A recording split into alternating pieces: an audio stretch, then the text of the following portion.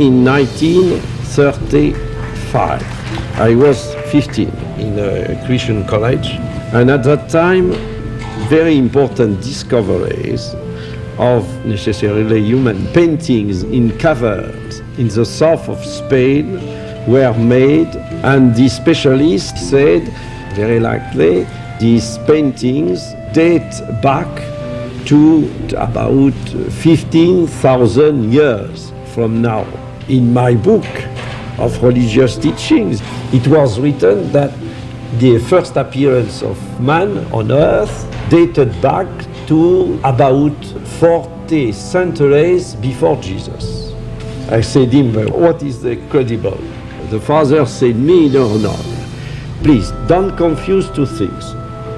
You have the science and you have religion. If there is something which is not in accordance, it's the religion who said the truth. But I told him that it is impossible. It's a well-established fact that the first appearance of man on earth cannot be evaluated to this time. It is impossible. We were educated, religion said something, and science said another thing. I said to myself, something is going wrong. The future doctor, Bucaille, born in Pont-l'Evêque in northern France in 1920, couldn't have known, or even guessed, on commencing his medical career around 1945, what would have been the residual of that inconvenient encounter with his Catholic teacher a decade earlier. The seemingly doomed showdown of science and religion, as crystallized by his instructor, had apparently set young Maurice on a path of discovery that would consume his entire life.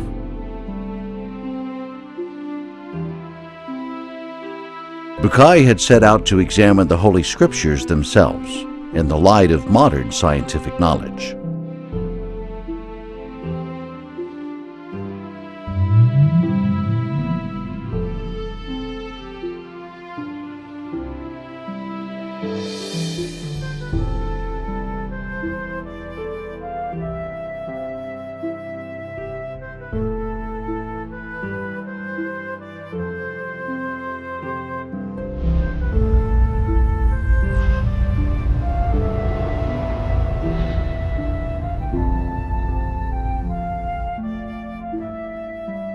Bucaille recalls that during his employment years at the surgical clinic at the University of Paris in 1945, and even much later, how much he got involved in discussions about the viability of considering religion from a scientific perspective.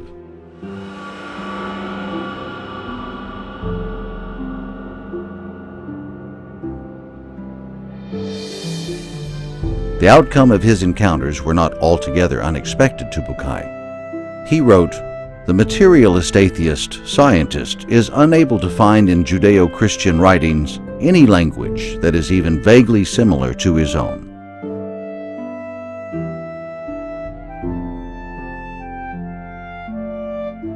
They contain so many improbabilities, contradictions, and incompatibilities with modern scientific data that he refuses to take texts into consideration that the vast majority of theologians would like to see accepted as an inseparable whole. Those scientists are left today," Bucaille concludes, "in a state of indifference and even disdain to religious matters they perceive originating from a body of myths."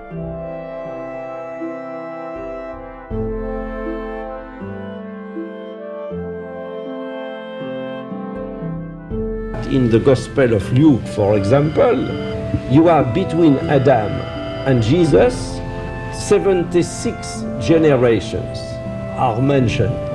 That is not possible.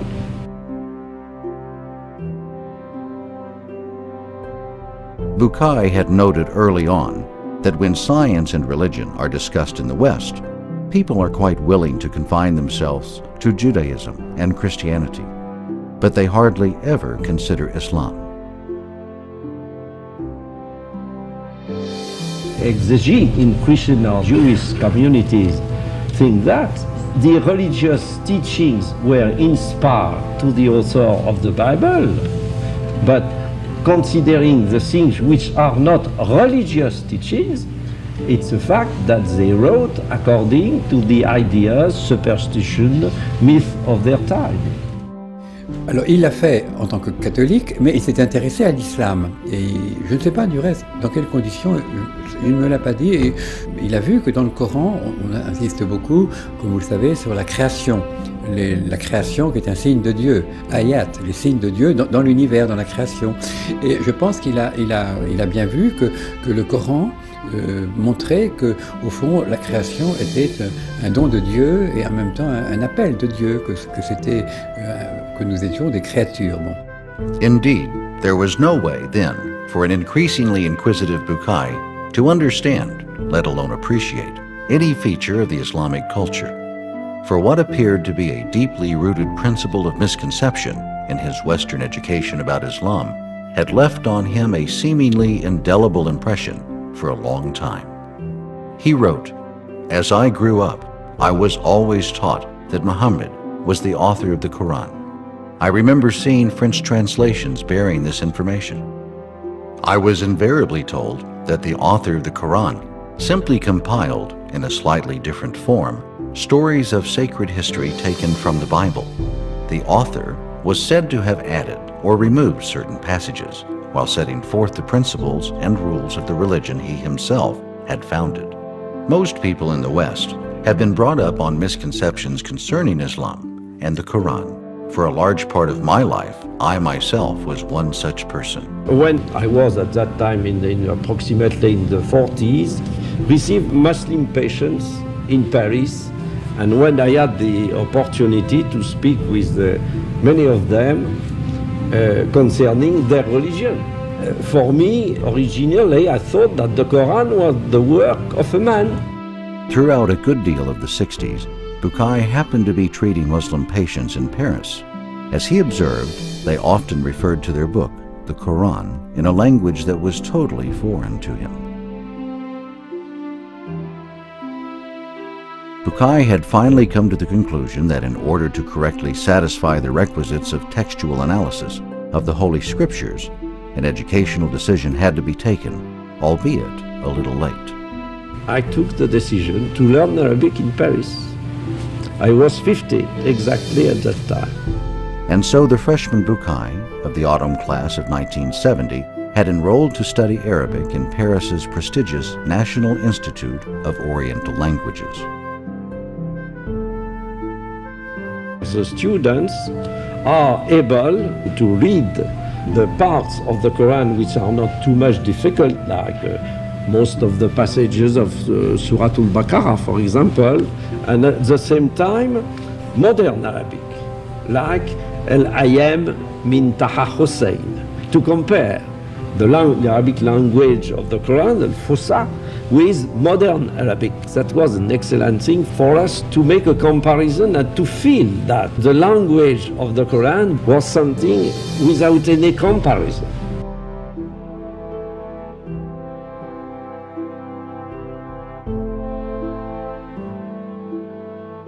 When I finished my studies, thanks to God, I was in a position to read the Quran without any preconceived idea. At the beginning, without at all a belief in the fact that the Quran might be the Word of God. In his book, Seeking Peace at Heart, of 2007, Professor Muhammad al-Talibi notices that the word mind is mentioned 49 times in the Quran. Science, meaning knowledge in general, is referred to 768 times. The word heart, meaning contemplation, comes in 172 times. Sight, meaning perceiving, is repeated 147 times, whereas the word remembrance, meaning to question and to consider attentively, is mentioned 268 times in the Quran. ومن العجيب أن القرآن فيه 6300 وكذا آية و26 آية. 1300 آية تتكلم عن العلم والعلماء، آيات التشريع التي تحكم الخلق في علاقاتهم بكل أنواعها عدها بعض المتخصصين ب535 آية. Once he mastered Arabic, Bukai could find in the Quran a trove of verses laden with calls to read, think, and to discover. He finally produced a short list of those directly related to empirical science.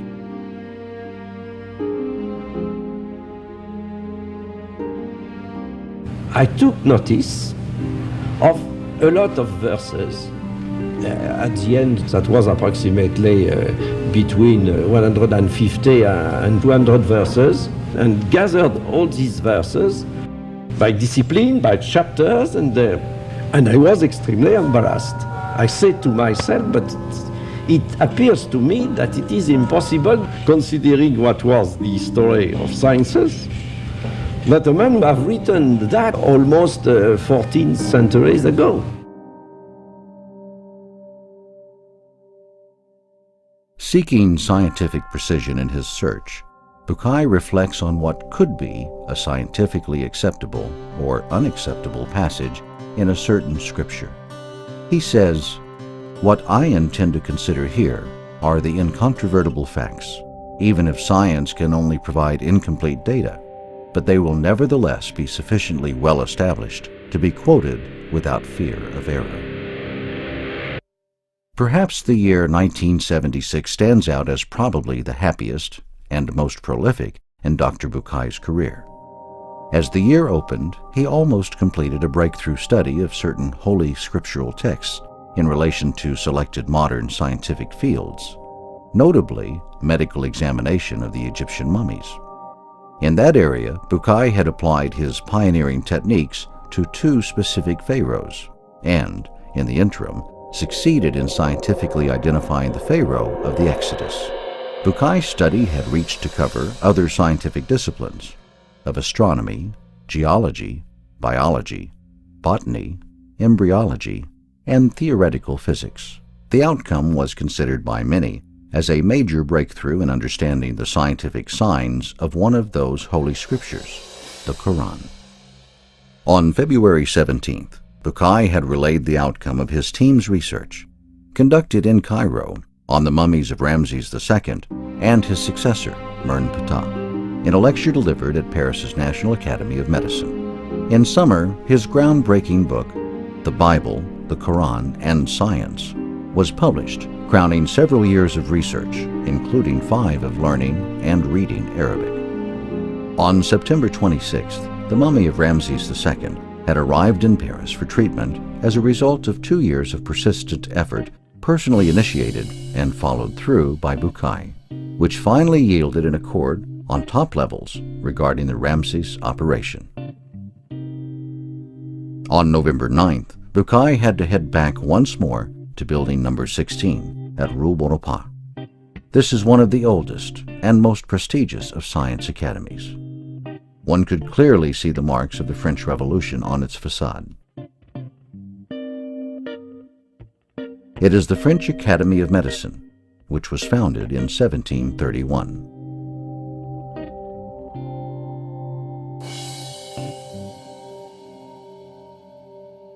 Only this time, he was there to deliver what was seen by many as an unusual rendering in the Academy's history, a lecture entitled Physiological and Embryological Data in the Quran.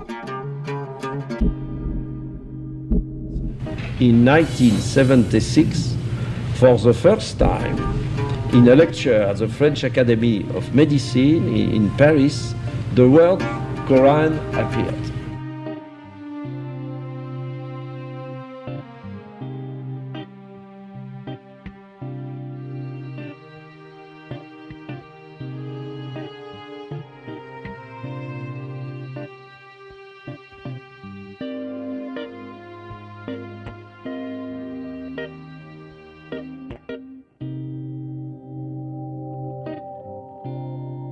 At the very opening of his lecture, Bukai makes a unique reference to a 14th-century-old book containing a body of data totally unknown at that age, that is today in total conformity with our present status of knowledge.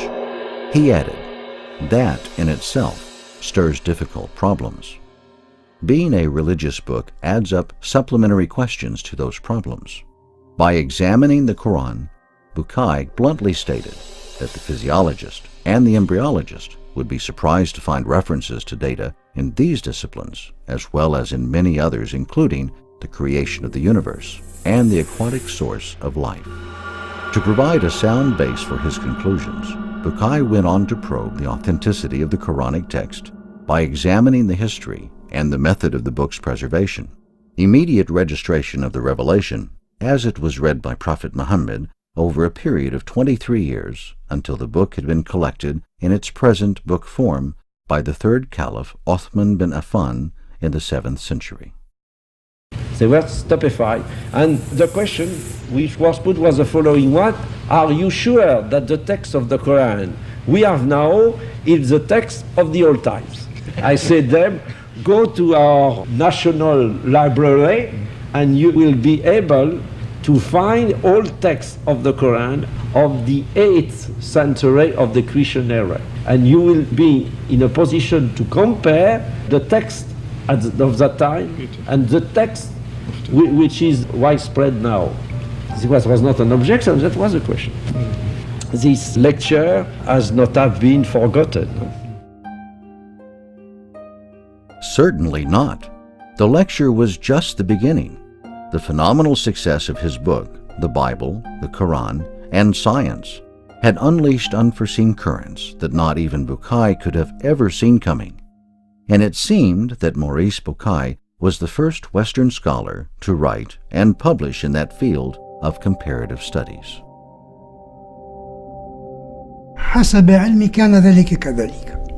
حسب علمي والله أعلم. ناقشت موريس بوكاي في كتبه الثلاث، وأنا قمت بمراجعة كتاب أصل الإنسان ترجمة من الفرنسية إلى العربية ومن الإنجليزية إلى العربية. شرفت بهذا العمل، وهذا أعطاني فرصة لمعرفة فكر موريس بوكاي أكثر. To his surprise, the first French edition of his book had sold about 120,000 copies in the first 5 months. The book appeared in 1976, and now it is a bestseller in France. The 13th edition in French was in preparation, and I have received last year the Golden Book Award. The publisher said me that last year they printed in French 140,000 copies, not including the pocketbook editions to be sent to foreign countries. Unlike his early high expectations, Bucaille had to suffer, in spite of his repeated explanations, several injustices on 2 fronts, socially and from the Catholics. Il n'a pas été bien reçu, parfois par certains chrétiens et parfois par certains musulmans. Il en a souffert certainement, parce qu'on lui a fait des reproches, on lui a fait des critiques qui vraiment l'ont peiné. Et moi j'ai vu sa peine, et je trouve qu'on ne doit pas être injuste, et qu'il y a eu contre lui des critiques injustes. You do not think that it is a belief in Islam which would have been as the starting point of the thing. Not at all. It is through scientific reasoning.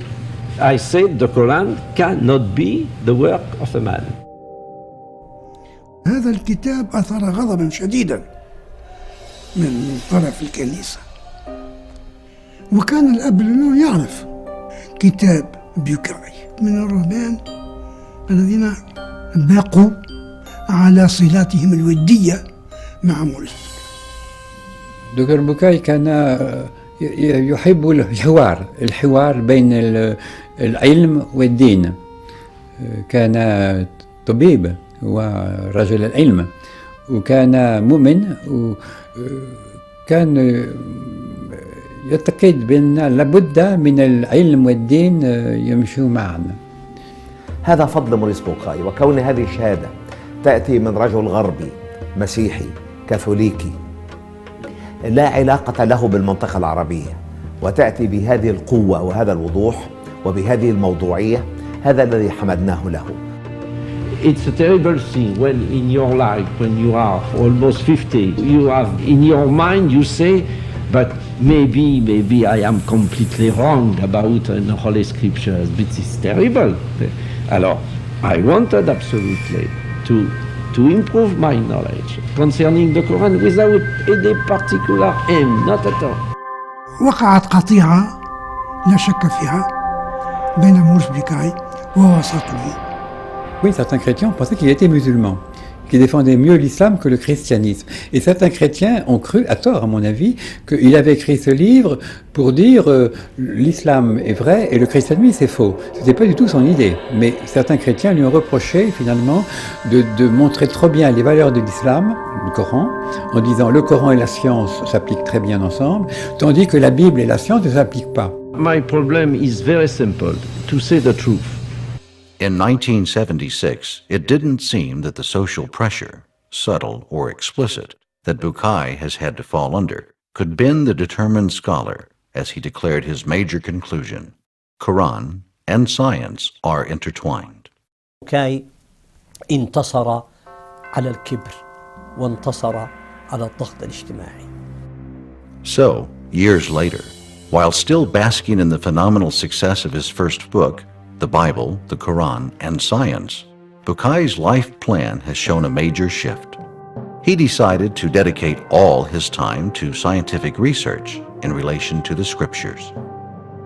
In 1982, Bukai quit the medical profession for good to walk in unexpected ground. On April 16, 1980, Dr. Bukai was a night guest on Journal de la Nuit. The news show aired on Channel 1 of the French television. Introduced as the author of The Bible, the Quran, and Science, Bukai was interviewed to comment on his contribution to the Islamic conference held in London's Albert Hall in solidarity with Afghanistan soon after the Communist Soviet invasion in December 24, 1979. Bukai says, "Indeed, the Islamic world is now boasting a considerable power that cannot be ignored. It certainly plays a sizable role in the development of industry and trade worldwide. Of course, no one can underestimate the rising value of energy, of oil. As history tells us, in each era, some countries play a major role in our world. It seems now that the Islamic world is called upon to play such a role."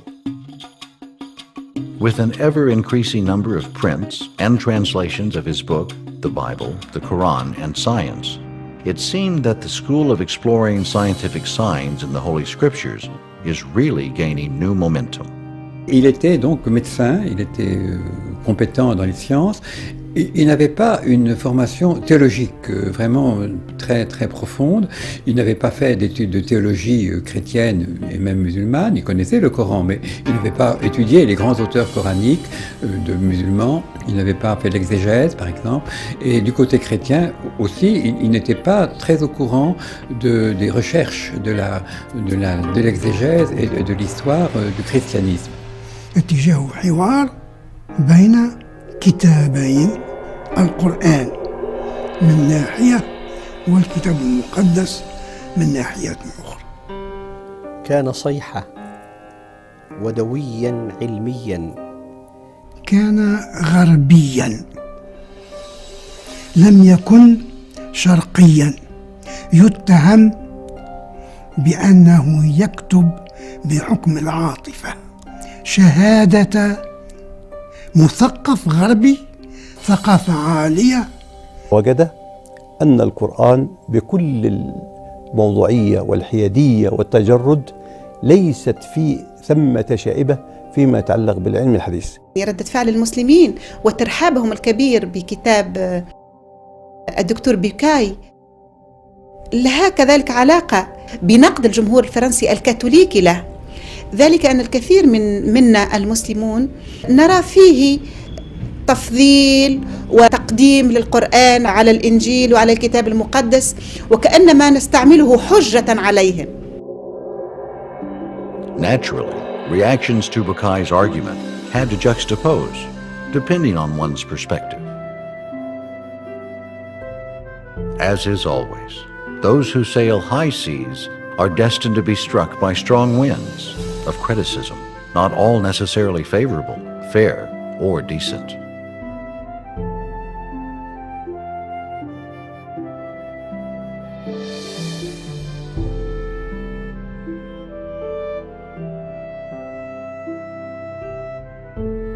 Je trouvais en lui beaucoup de volonté, de spiritualité, de fidélité, de dialogue, de volonté de paix, et je trouve que cela mérite le respect. C'est toujours la même chose, les gens qui avancent des idées ne sont pas toujours compris. As it happened, Bukai's book had stirred an already heated debate between two old adversaries, the evolutionist and the creationist. One of the evolutionist arguments were trumpeted loud and clear in an article entitled Quran Science, Scientific Miracles from the 7th Century, published by Turkish physicist and philosopher Taner Edis. In an all-sarcastic tone, the writer defends his case against the apologetics who hunt for scientific miracles in the Quran. On top of the list, of course, comes Maurice Bucaille, who was introduced by Edis as a French surgeon popular in Islamic circles, as Western scientists acknowledging that the Quran did not contain a single statement that was assailable from a modern scientific point of view. Next to Bucaille on the creationist list is Professor Keith Moore, the Canadian apologetic scientist quoted by Edis as stating, "Statements referring to human reproduction and development are scattered throughout the Quran. It is only recently that the scientific meaning of some of these verses has been appreciated fully." Edis ends up judging Moore by this verdict. This embryological apologetic is very popular, and I doubt this statement has originated with Moore. Muhammad could not have known these facts about human development in the 7th century because most of them were not discovered until the 20th century. Muslims and others are justified in concluding that these facts could only have been revealed to Muhammad by the one who knows all about us, not only about how we developed, but how we live and function.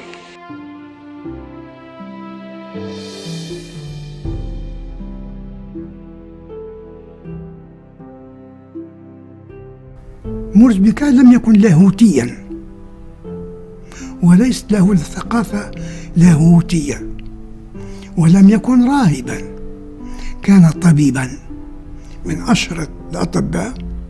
The Parisian gastroenterologist of fame and the passionate Egyptologue Dr. Maurice Bucaille enjoyed the merit of combining his scholarly knowledge of the biblical and Quranic texts with his ancient Egypt background to embark on a new journey that crowned his quest for harmonies of the Holy Writs with modern science.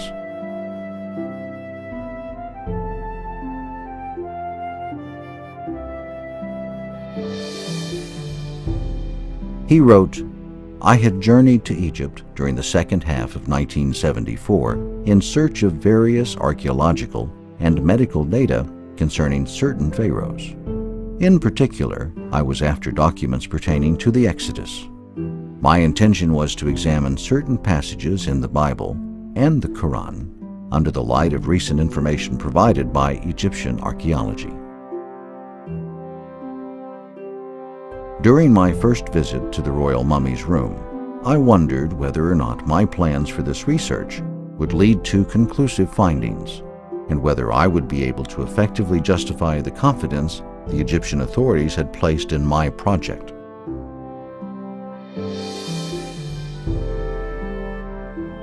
My access to the Egyptian Museum in Cairo, where my studies were to be carried out, was due to President Sadat, who had given direct orders that I was to be allowed to perform any type of research, providing, of course, no damage was done to the mummies. In my own country, I was not officially entitled to carry out such research, nor was any endorsement given to me by the French government or a university.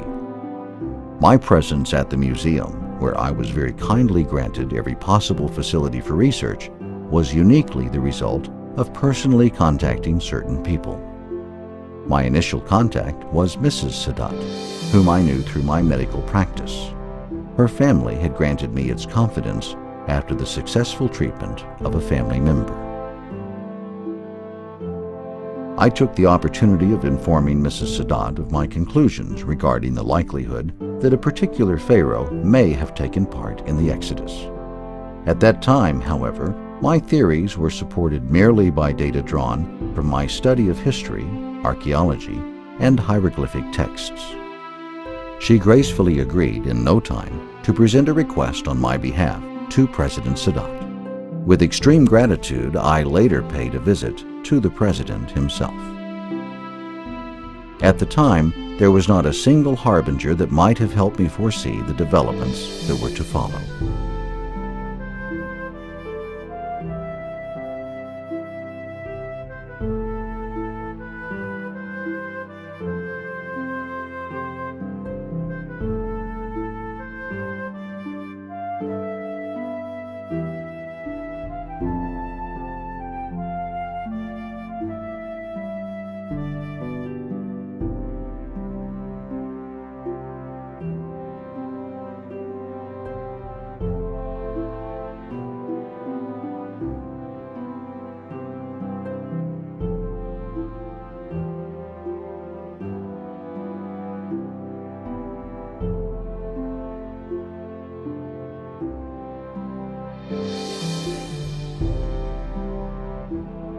At first, I was, of course, fascinated by the outward appearance of both pharaohs when I entered the mummies room of the Egyptian Museum in Cairo in 1974. In that year, 3,212 years had elapsed since the death of Ramses II. The only parts of the body of Ramses II that were visible to visitors in 1974 were the head and the left hand, the rest being draped with coarse linen not unlike burlap. The mummy was laying supine in an open coffin, visible through the glass sides of a rectangular display case with a removable glass cover. How the mighty had fallen. The sight of the hand, a symbol of power and force, led me to imagine Ramses II as a young sovereign and warrior during the first 20 years of his rule.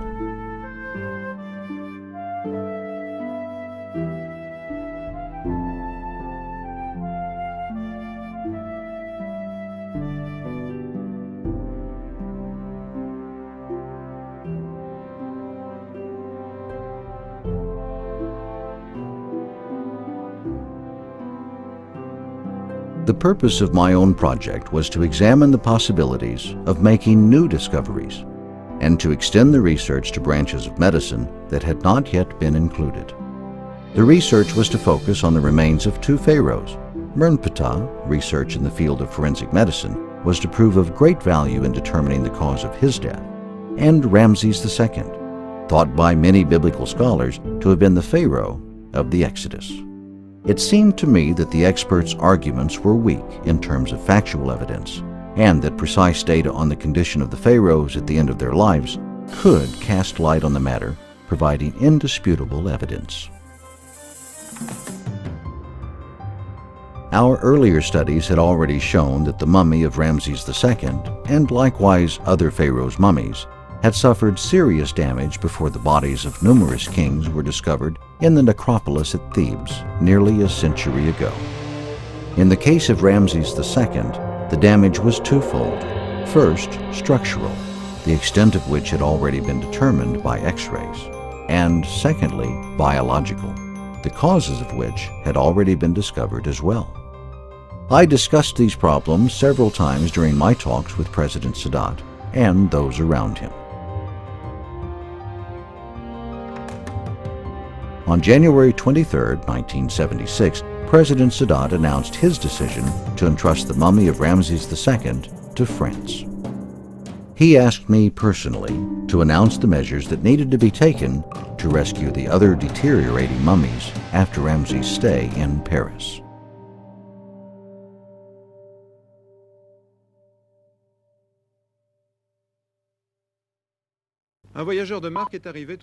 The Pharaoh arrived at Le Bourget Airport on September 26, 1976, where he was received with full military honors. The case containing the mortal remains of the king was removed from the plane.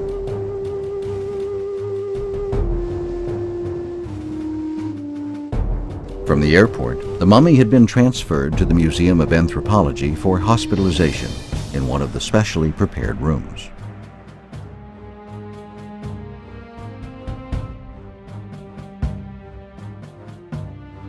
On June 29, 1977, Paris Match reported that the truck containing the packing case and its occupant was ordered to pass by one of his two Luxor obelisks at Place de la Concorde, so that the ancient monarch's soul could contemplate his glory inscribed on the stone in dithyrambic terms.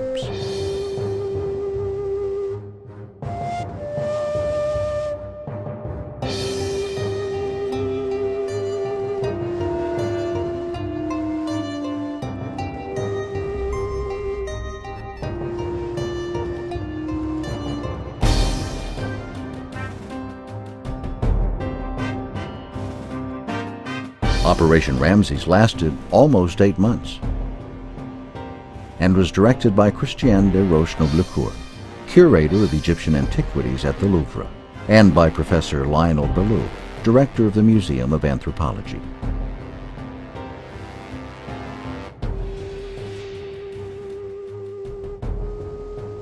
Eventually, the genuine French passion about Egyptology, as dubbed by a French newspaper, had inevitably sparked a clash of interest among the doctors and the curators. The first casualty was Bucaille, who had been totally denied the honor of participating in the rescue of Ramses' mummy. Only after the conclusions of his team's research were made public in 3 lectures given upon invitation from the Department of Egyptian Antiquities at the Louvre in autumn 1975, and the other 2 at the Institute of Human Paleontology in May 1976. By summer of 1976, Bucaille's book, The Bible, the Quran, and Science, was already setting a stir in motion in some Parisian circles. And as Dr. Bucaille had been deprived the honor of being at the reception of the mummy, he single-handedly initiated its treatment 2 years earlier. He was denied even attendance at the official farewell ceremony given to the celebrated Pharaoh Tuesday morning, the 10th of May, 1977, at Le Bourget Airport.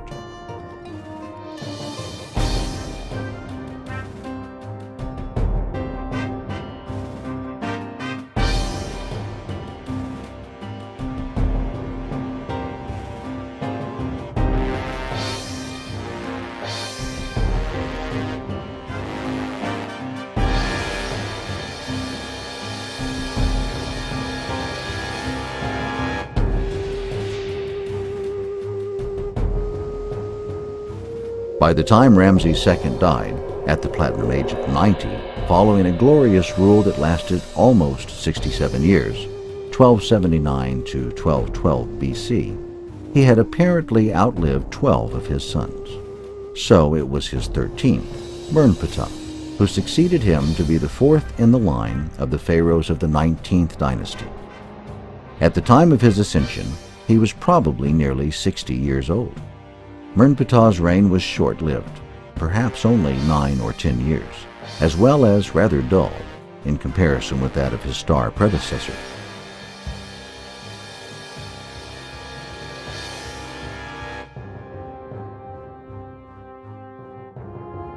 According to the Oxford History of Ancient Egypt, he ruled from 1213 until 1203 BC. Mernptah's tomb is marked KV 8 at the Valley of the Kings on the Nile's west bank, opposite of today's Luxor, ancient Thebes. When his mummy was not found in his tomb by 19th century archaeologists, they concluded that his body had drowned and lost forever in the water walls of the Red Sea while pursuing the fleeing Israelites according to the Old Testament's Exodus.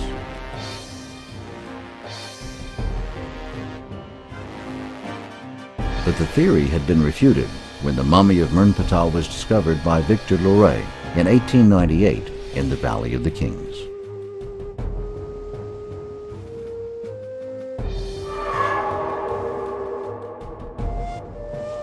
The study of both the Quranic and biblical narrations is specifically interesting here, mainly because the 2 narrations share a lot in common. There are certainly divergences, but the biblical narration has a considerable historical value. It does help to identify the pharaoh, or rather, the 2 pharaohs in question. This hypothesis, which starts with the Bible, is complemented by the information contained in the Quran. Modern data are added to these two scriptural sources. Bukai singles out one major discrepancy in the narration of both texts regarding the fate of the Pharaoh's body. The writer of Exodus tells us that after the Israelites crossed the sea without wetting their feet, the Egyptians pursued and went in after them to the midst of the sea, even all Pharaoh's horses, his chariots, and his horsemen. Exodus 23. And the waters returned and covered the chariots and the horsemen and all the host of Pharaoh that came into the sea after them. There remained not so much as one of them. But the children of Israel walked upon dry land in the midst of the sea, and the waters were a wall unto them on their right hand and on their left. Exodus 28 through 29. So the Israelites escaped, and the Pharaoh perished. But his body was rescued and found, a very important detail not mentioned in the biblical narration. We read in the Quran, chapter 10, verses 90 to 92. Thus we caused the children of Israel to pass in safety through the divided sea. Then Pharaoh and his host followed them, in ruthless injustice and aggression, until, when the drowning waters overwhelmed him, he said, I believe that there is no God but the one in whom the children of Israel have believed. And I am now of those who are Muslims, in willing submission to God alone. It was said, Now you believe, while before you have truly disobeyed your Lord, and you were ever of those who sowed corruption? Rather today we shall deliver you, preserving you in your body only, so that you will become a sign for those who come after you, that God is exalted in his power, for indeed many of the people are heedless of our signs.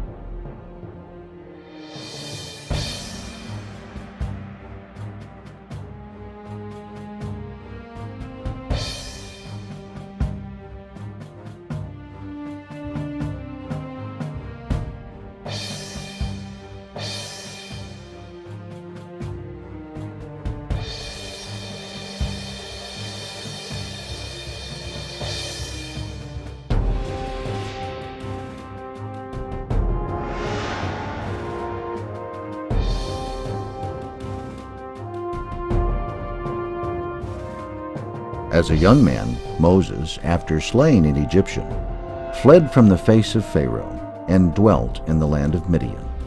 Exodus 15. Bukai points out an important detail mentioned in Exodus 23.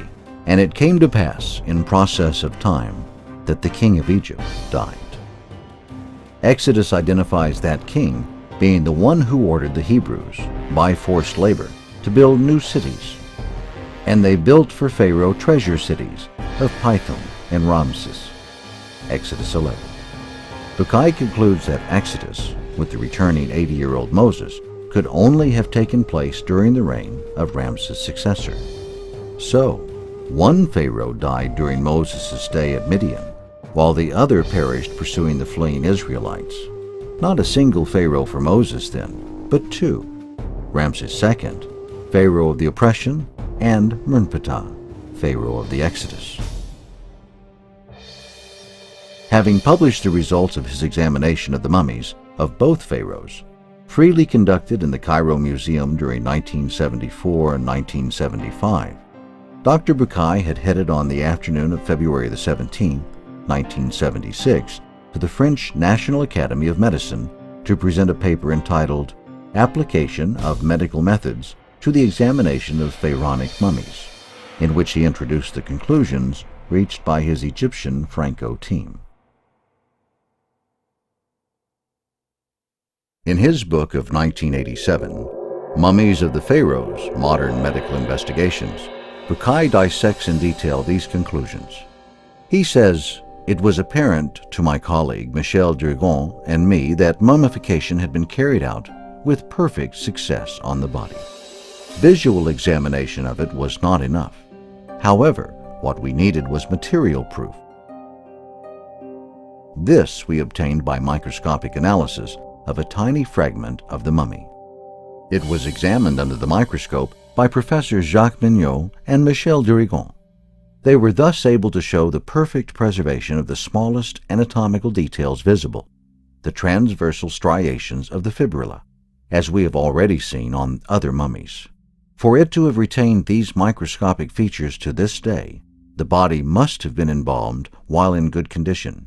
Otherwise, decay and putrefaction would have set in." Bukai continued, "The lacuna in the right part of the thorax may well have been the result of an injury sustained during the subject's lifetime. The cranial lacuna is of great forensic importance. Its presence may suggest a craniocerebral lesion received during the subject's lifetime, a fracture with a penetrating wound seriously injuring the brain. In all likelihood, this lesion caused a very rapid death." After grueling research, the final conclusion was reached in Bukai's words. This would have brought on death very quickly, and the body had been submerged before or after the Pharaoh was killed. Whatever the case, he does not appear to have stayed in the water for long. "I have searched for a contradiction of any kind between our medical observations and the narrations of the Exodus contained in the book of Exodus in the Bible and the Quran. But I can find no argument to oppose the theory I hereby maintain. Given the present state of our knowledge, the only valid hypothesis that can be advanced is that Merenptah, Ramses II's successor, met a tragic end during the Exodus." This has been formally proved by medical examination and fits perfectly with the passage in the Quran on the rapid retrieval of the body.